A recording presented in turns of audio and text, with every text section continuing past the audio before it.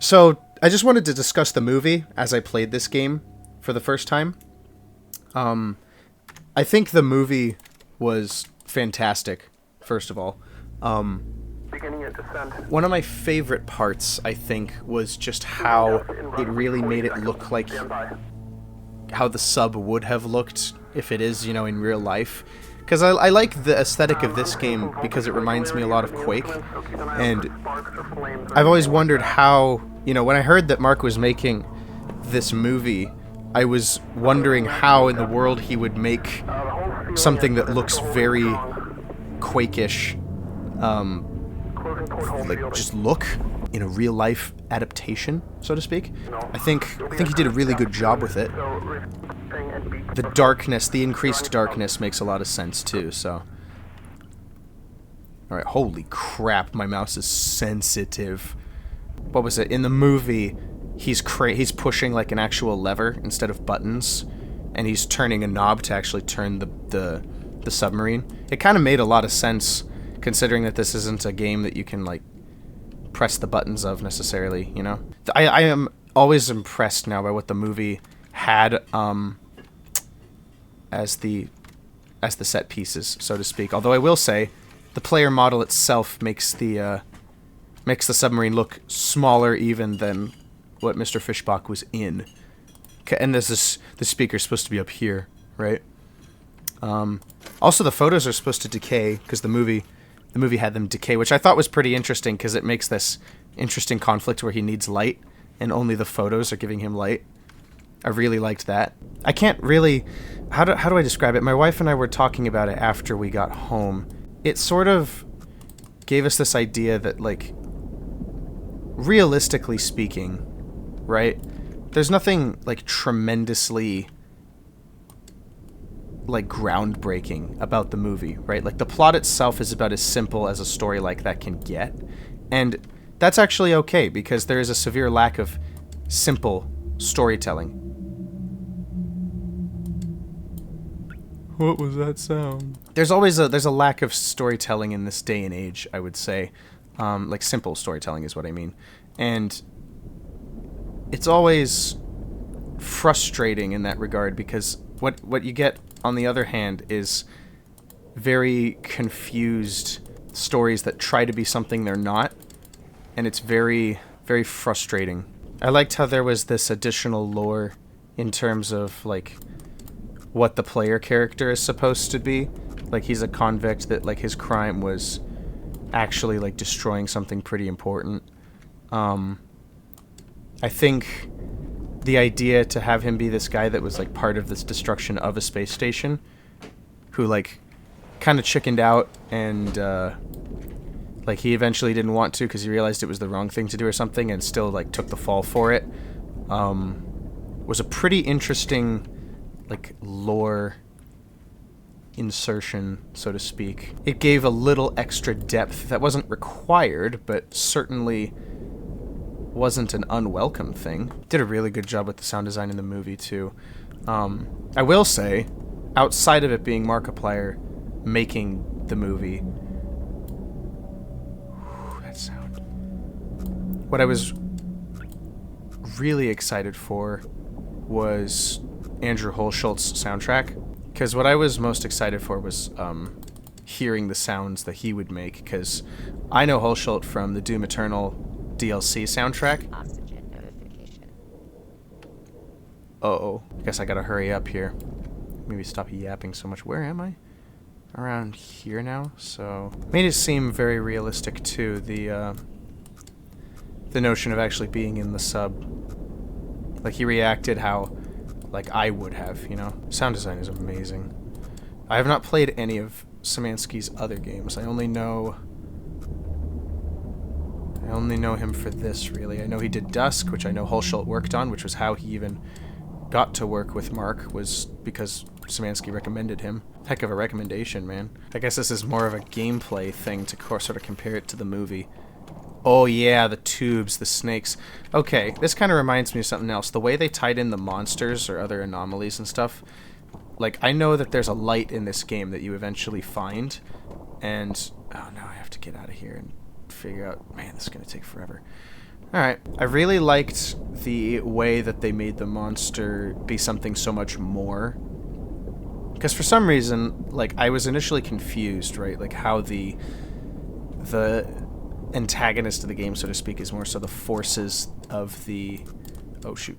More so the forces of the deep, as if, like, the ocean itself, the moon itself, is an organism. And there's, like, this Cthulhu-like monster tied to the whole ordeal. And it, like, possessed the spirits of the souls of the people who died in the SM-8 crash, or whatever, you know?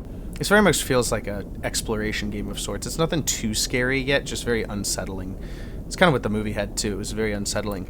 One thing I will note, too, is something that I was talking about with my wife after this, after the movie as well, was that Mark is a very...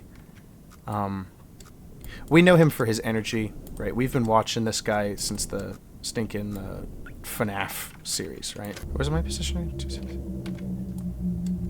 That sound is nice. I like it for a sound design perspective. The 560. Okay. There's a trend that I've seen people have, or at least YouTubers and creators that try to do something a bit more on the serious side, like actual movie production, where they tend to overact a lot, and it comes off as very... What got so close?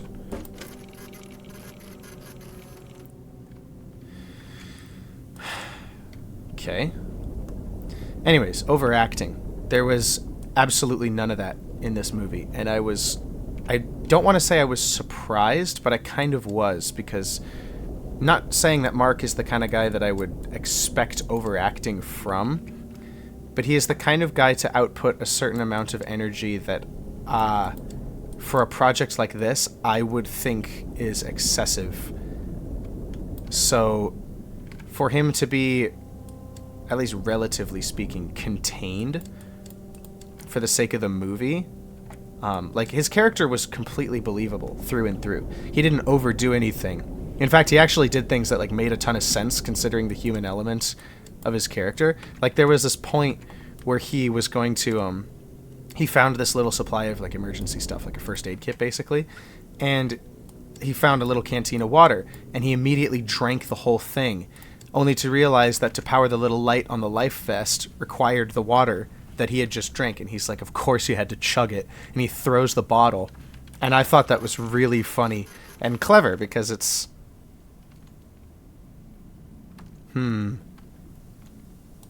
My friend the anglerfish. Come here. Let me get a good picture of you again. Well, he's gone. Oh well. Brotherhood of 3 space stations and 2 spacecrafts, founded on the principle of collectivism and ruled by the popular vote of all citizens. So, so a very tiny, democratic, communist environment, which I guess would make sense considering there's so few people left. Eden. Space Station Eden. Filament Station. Filament Station uninhabitable due to high levels of radiation, and it has sat empty since. Prisoners taken during the conflict have been undergoing conviction realization in the years since, with the final ones expected to repay their debts to COI. So there was a battle. Filament Station was the 4th and largest space station until that year, or whatever, when tensions erupted in a 9-day battle. The conflict ended unresolved when Eden troops resorted to sabotaging the station's reactor, resulting in a critical breach. Okay, so that was what Mark's character was involved in. And apparently, according to his mates, or whatever, he got cold feet and didn't want to go through with it at the last minute. Let's go here, 613, 197. And he didn't want to go through with it, and they were all like, oh my gosh, but you're Simon the Butcher, da-da-da. Like, he was some big deal in the group, right? What was it, 197? Why? Okay, cool. He was some big hotshot dude. Like, he was this notorious, like, violent dude. And suddenly he didn't want to go through with it, and he regrets what happened at Filament Station, according to the talks he has with the lady, the captain. I believe her name is Ava. What now? Did I hit something? Whatever, this thing's gonna blow up anyway, right? Oh, 197, I'm here. It's angle 55, if I remember right. Angle 55, yeah. Cool. Very sensitive mouse. Photograph the complete skeleton. That was my achievement. Not a whale. No shot. Looks like a T-Rex head with an abnormally large rib cage. The lighting was really good in the movie too. Like there were certain parts where it was just very dark, and especially that part where you have to go under the ship here, like in this part, where you can, where he finds the life vest or whatever, where he uses the camera light, right, to, like he uses the camera light, but it's constantly flashing, and he has to put tape over it, right, and the tape falls. He gets really frustrated by it. It's really funny. The frustration is relatable, and I don't laugh because it takes me out of it. I actually laugh because it's like exactly what I would do in that situation too. Like I'd get crazy, I'd get angry, because I'm so desperate to survive and I have no idea what's going on, and I'm in a situation I don't want to be in. It was very relatable, very reasonable.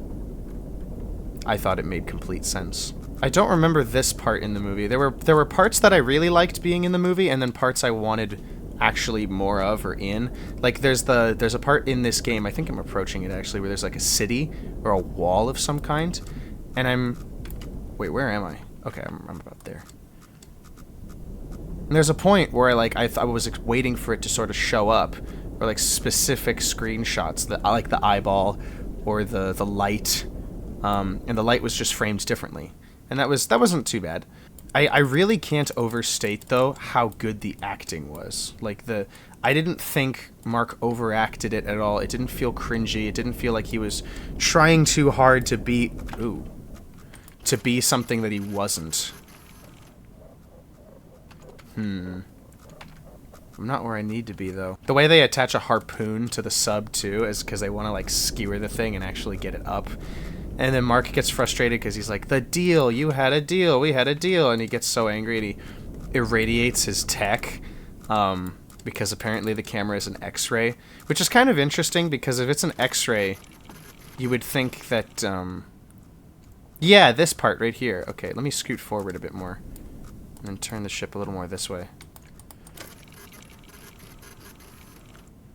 This looks like windows or a wall of some kind, like a city wall of some kind, and I was expecting it to show up at some point. Maybe it did, and I just didn't pay attention. But like I was expecting that to show up in the movie, and I was sort of surprised that it didn't. Oh, jeez! I was wondering when that would happen too. Like I was wondering if he'd get hit, and now I am. Man, it put me right where I need to be. It actually helped me scoot along quicker. That was pretty kind of the game, must say. Didn't need to do all that, but you're a real one for it. Okay, pretty close to that, yeah. Yeah, how shall I get through? Just passing through, just passing through. So I need to come up to about, what's it, 620, 520. Okay. The Y in particular needs to be 520. Do-do-do. Use of the fire extinguisher was pretty good too. Really gave me a good claustrophobic feeling, that movie. Not as claustrophobic as the game No, I missed it again. It's weird too because it looks really large, and then you travel through it, and it's really not too bad. It takes a pretty appropriate length of time, I would say. Cool.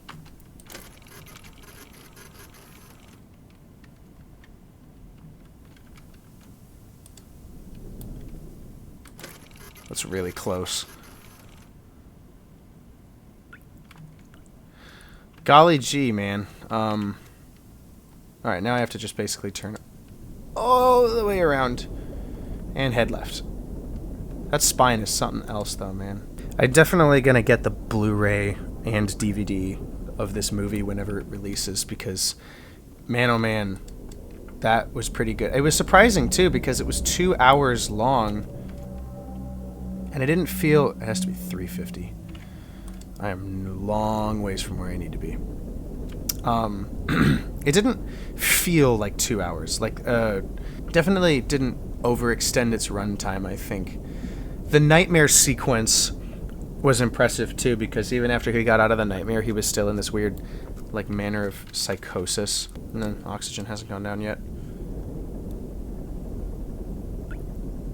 When's the other valve gonna burst? And isn't there another valve that's gonna burst? Right as I say something, man. Oh gosh, I'm running low. Shoot, I gotta hurry. I've got 3 more spots to check, and they're the hardest ones to get to. Typical. Definitely around the right area now. 380. Okay, so I could bear to go a little more this way, but still mostly just go up.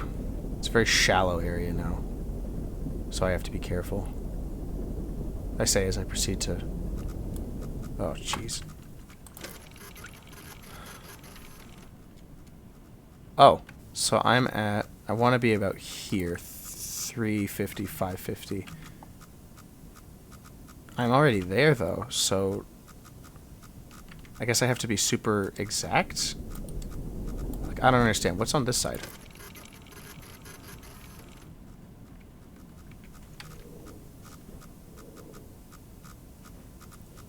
I don't really understand where I'm supposed to go. If not here at Y550 X 350. I'm not supposed to go here, right? That'd be crazy. Because that's less shallow, or that's more shallow, sorry, than over here. Am I supposed to just run into the wall and break through? I admit, I have not gotten this far in people's playthroughs of the game. 550. Y. 350. X. I'm right where I think I need to be. So... I don't know where else I'm supposed to go. I really don't. Like, there's no other place to be. I don't understand. Okay, so a button action turns this off. Do I actually hit it against a wall? I don't get it.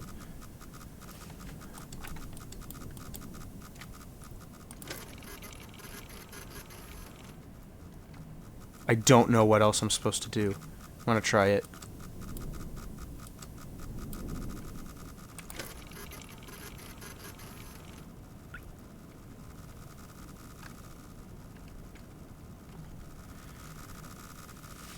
I have to give it a shot. I have to give it a shot. Oh no. Oh, come on. No. Shoot. I got an achievement for it. Spatial awareness. I was aware of my spatials, thank you very much. Okay, so put me back here. 400x. Was I supposed to just come straight through here? Is this the clue that the game is giving me now? I overcalculated, perhaps? Where do I go? How do I get up here? I don't understand.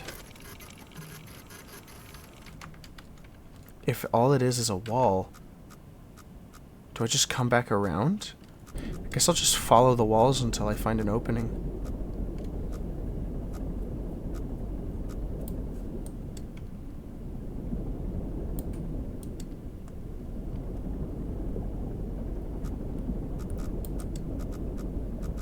That's fine. I must be going through a very narrow area. I am. Shoot. Okay. So I was off. Okay, that's why I messed up. I need to be, like, super exact. Makes sense. Of course. Wonderful. Great. Okay. I'm gonna do this one first, because this one is by far the hardest one, and then I can just sneak through. This one will be easy. This one will be easy. Scooting up. Huh!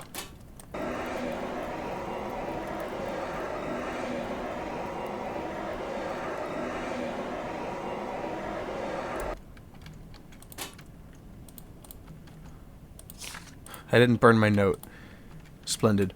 See, I thought the note here was written by me. But it's been here since I went down, so it was left by somebody. And then the game turned it into... the movie. The movie turned it into an audio file, which was pretty interesting. Definitely added to the atmosphere. Oh, you know what I will say about all the audio in the game that isn't Mark talking?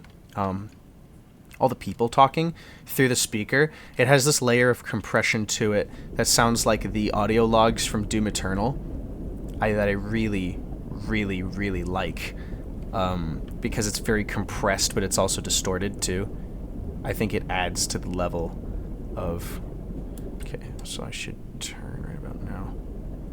I think it adds to the effect. So I'm about 400 on the Y. Or no, 700 on the Y. 412 on the X. Oh shoot, so I was over here. I could have just gone over here. I didn't realize how close I was to this. Shoot. Okay. Press on. Saving progress. Okay. That means something significant will happen at some point, I hope. I love how gross and rusty this place looks, too. And the movie definitely sold it. Oh, shoot.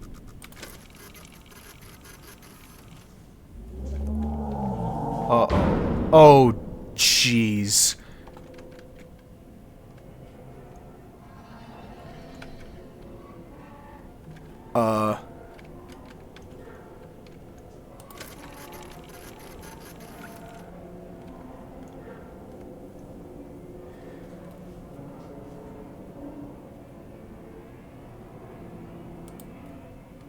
Alright, well.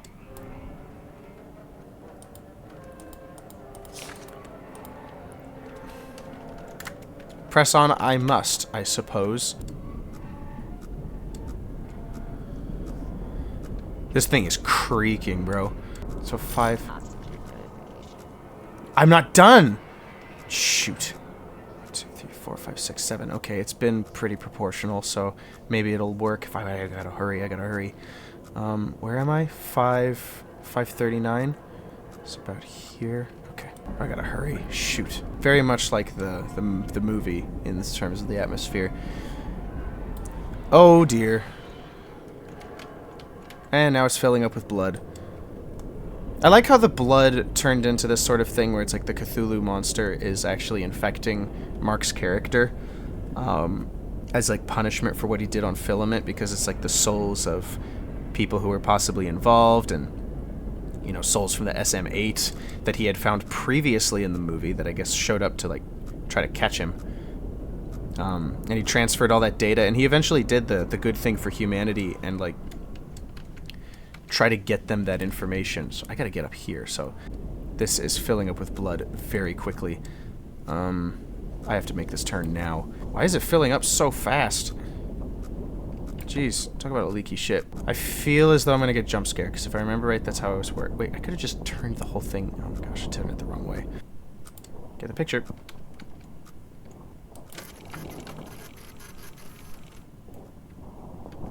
You've played this before. Photograph the top right node. Wait, this is the city. Oh my gosh. Right, I have seen that area before. Oh, that's a bit sus. Okay, well, I have to turn all the way back around now. I hope I can get to those other 2 points in time, because I genuinely might run out of oxygen here. I think I took too long in the beginning. This game does take about an hour to play, and I liked how the movie didn't feel like it overextended its runtime, despite being about, like, twice the length of an average play session if you, like, know what you're doing. Very much appreciated that decision on Mark's end. It's weird, too, because, like, this is the guy that I used to watch, you know, Five Nights at Freddy's videos from. And now he's freaking making movies. Movie adaptations of horror games. And it's funny, too, because Mark has now joined the whole thing with video game adaptations of... sorry, not video game adaptations. Movies. Movie adaptations of video games, which have been somewhat mixed, right? Like, I heard Sonic was funny, and it was somewhat cool, and Mario was fine. There just hasn't been a lot of good adaptations of this medium before to something like movies and whatever, you know?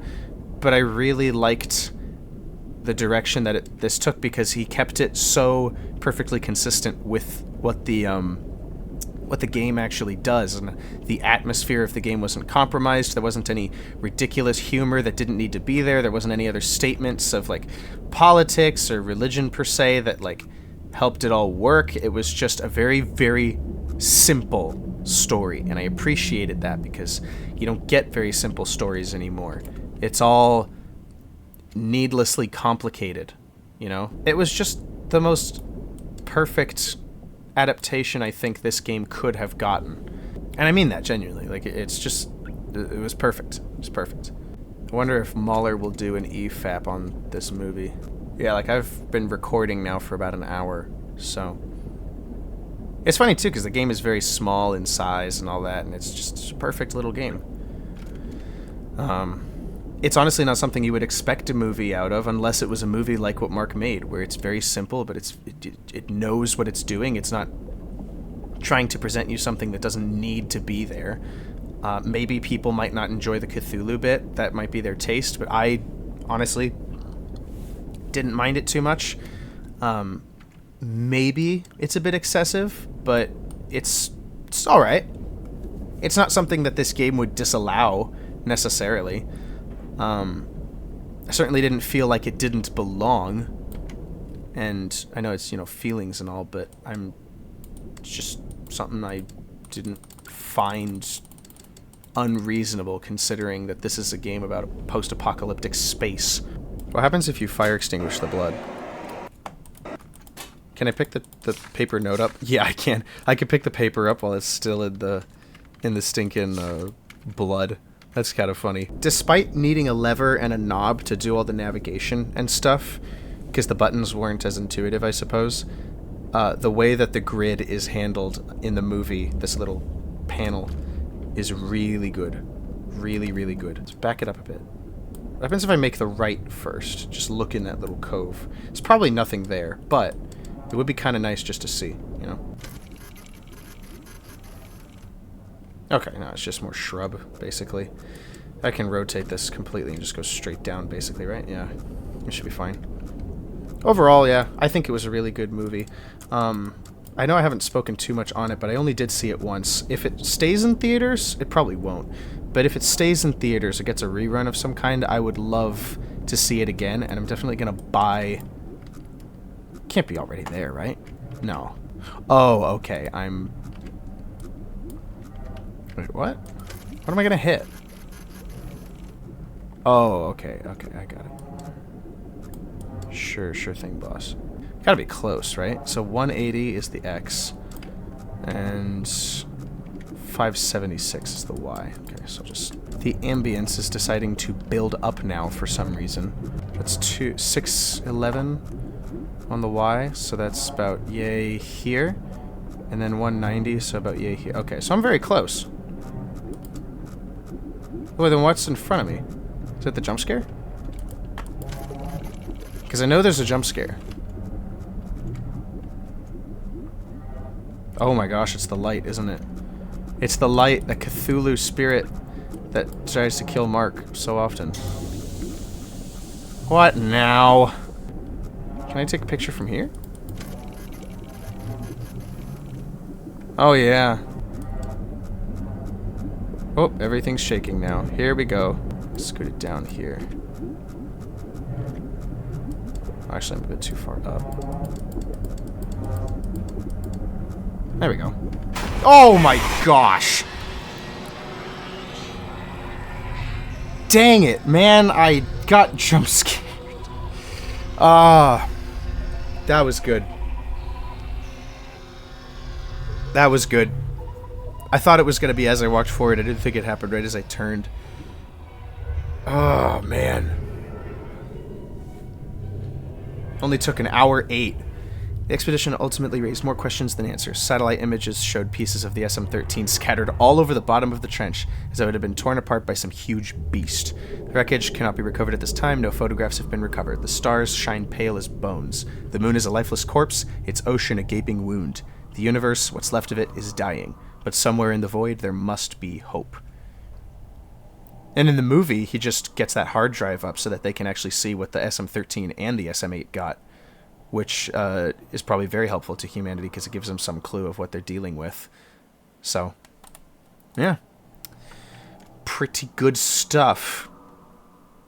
Finish the Veil. Or finish the game, Beyond the Veil. That's the name of the achievement. Finish the Veil. What? Absolutely fantastic. Fantastic game. I want to see what achievements I do have. So I've gotten all of these. Lovely. So I've got Photograph the Anomaly, which I guess would mean photographing the light before I jump scared. Because the jump scare always happens on the last image you take, right? So I should have gone left if I wanted the light. And then one hidden achievement. Wait, what was the hidden achievement that I got? Was it this? Was it, no, it was this one. This was the hidden achievement, yeah, because this one has the lower percentage. Photograph the top right node. Interesting, so maybe this one is actually photographing the light, or maybe this one. I don't know. But there's something here. There's a secret here that I definitely will find out legitimately. Great game. Great movie. As far as video game movie adaptations go, I think they should all follow what Mark does, Mr. Fishbach. And if somehow Markiplier is watching this, you made a great movie. It's been very interesting watching, like, growing up watching your stuff, so to speak. Me and my wife, we were talking about it, and we've grown up watching everything from your FNAF videos and even your Soma videos, your earlier stuff, all the way up to now, where we're watching the movies you make. And it's far and away, like, even compared to Markiplier in Space or other stuff you've made, it's just the best thing ever, I think. And people who want to make movie adaptations of video games should just do what you did.